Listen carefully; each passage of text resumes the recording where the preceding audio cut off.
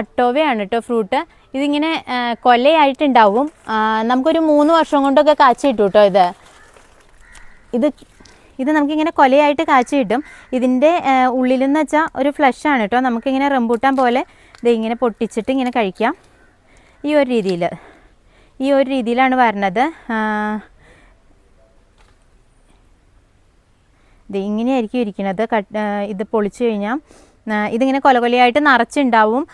അമ്പഴത്തിൻ്റെ ഷേപ്പാണ് വരണത്. ഇതിൻ്റെ ചെറിയ തൈകളും വലിയ തൈകളും നമ്മുടെ അടുത്ത് അവൈലബിൾ ആണ് കേട്ടോ. ചെറിയ തൈ ഒരു 50 റേഞ്ച് തൊട്ട് സ്റ്റാർട്ട് ചെയ്യണതുണ്ട്. വലിയ തൈ 300 വരെ 300 ആ ഒരു റേഞ്ചൊക്കെയാണ് കേട്ടോ വരണത്. ഇതിൻ്റെ വലിയ തൈകൾ നമ്മൾ പെറ്റ്സിൻ്റെ വണ്ടിയിൽ അയക്കുന്നുണ്ട്.